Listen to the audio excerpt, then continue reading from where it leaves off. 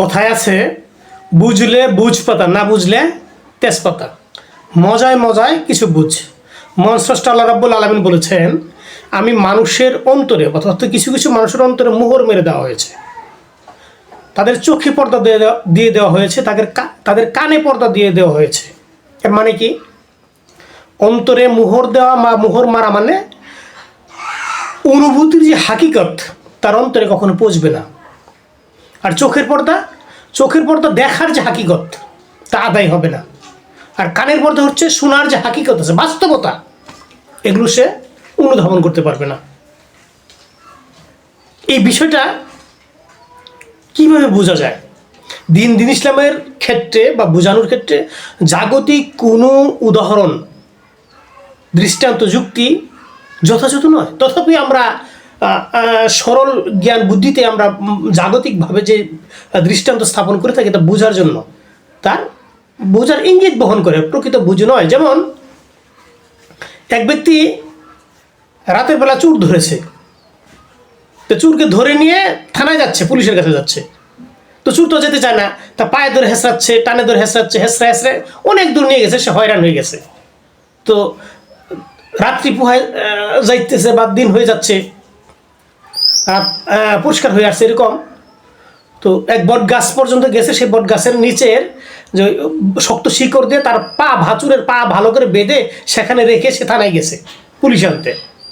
তো গিয়ে বলছে যে পুলিশের কাছে যে অভিযোগ দিয়েছে যে আমি একটা চোর ধরে রেখে এসেছি, এই কিছু দূরে বট গাছের নিচে বেঁধে রেখে এসেছি, আনতে পারলাম না, সে আসে না, জোর করে আমি আগে আনতে পারলাম না, বেঁধে রেখে এসেছি, আর চলেন চোরটা ধরে নিয়ে আসেন।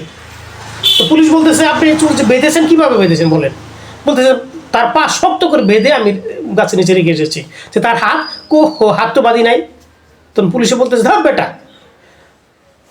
চোরের পা বাঁধা, চোরের হাত খোলা, চোরকে বসে থাকবে? সেখানে তো চলে গেছে, যা। কিছুক্ষণ পর যে চোরকে ধরেছে গৃহস্থ মানুষ, সে বলতেছে, স্যার চলেন, আমার মাথায় যখন এই বুদ্ধিটা আসে নাই যে তার হাত বাঁধতে হবে, না হলে সে খুলে চলে যাবে, তার মাথায় এই বুদ্ধিটা আসার কথা নয়। আপনি আমার সাথে একটু কষ্ট করে চলেন, দেখবেন চোর সেখানেই আছে। অনেক পিড়াপিড়ির পর পুলিশ তার সাথে গেছে, যায় দেখে চোর ওই অবস্থায় পা মজবুত করে বাঁধা, হাত খোলা বসে আছে। পুলিশ যখন রাগে রুল দিয়ে তাকে পিটাইতে যায় যে বেটা, তোর হাত খোলা, পা বাঁধা, তুই পায়ের বাঁধ খুললে তুই দৌড় দিতে পারলি না, এই বাঁধনটা খুলতে পারলি না। তখন ওই পুলিশ যখন মারতে যায় তখন চোর হাত দিয়ে ফিরায়। তখন পুলিশে বলে, বেটা এখন হাত দিয়ে ফিরাস, এতক্ষণ করলি কি? তখন সুরে বলতেছে, স্যার এটা আমার মাথায় ঢুকে নাই, বুদ্ধিটা আমার মাথায় আসে নাই। এটা কথাটা স্বাভাবিক, কিন্তু বাস্তবতাটা দেখেন। আল্লাহ বলতেছেন, কিছু কিছু মানুষের অন্তরে মোহর মারা, তার চোখে এবং কানে পর্দা আছে, সে বাস্তবতাটা কি করে না, বুঝতে পারে না, হাকিকত অনুধাবন করতে পারে না। কীরকম? আপনি এই যে ইদানিং একটা বিশাল আলোচনা দেখতে পাবেন, যে সেটা হচ্ছে রাসূলকে আল্লাহ রাব্বুল আলামিন যে মিরাজে নিয়ে গেছেন, অর্থাৎ যে মিরাজের যে ঘটনাটা আছে, মিরাজ করেছেন, তো সেখানে গিয়ে রাসূল সাল্লাল্লাহু আলাইহি ওয়াসাল্লাম আল্লাহ পাককে একদল বলতেছে দেখেছে, আর একদল বলে দেখে নাই। বিষয়টা কেমন জটিল না? একদল জানলেওয়ালা বলতেছে আল্লাহ পাককে রাসূল দেখে নাই, আরেকদল বলতেছে রাসূলকে দেখেছে। এখানে একটা মজার বিষয় আছে, যেটা কেউ উপস্থাপন করে কিনা জানি না, বা অনুধাবন করেছেন কিনা জানি না, আমি বিষয়টা উপস্থাপন করি, একটু খেয়াল করে। তো একদল যারা বলতেছে যে রাসূলের সাথে আল্লাহ পাকের সাক্ষাৎ ঘটনা মেরাজে, দেখা হয় নাই, এর কিছু যুক্তি উপস্থাপন করে। কি?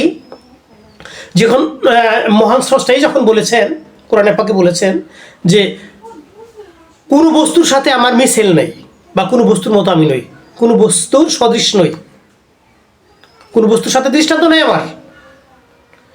এবং এই চক্ষু দ্বারা, মানে চর্মচক্ষু যেটা বলে, পার্থিব চক্ষু দ্বারা যা আমাকে দেখা সম্ভব নয়।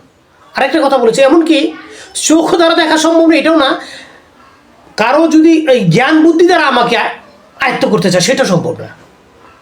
তাহলে আল্লাহ পাক রাসূল দেখে নাই, কারণ তাদের যে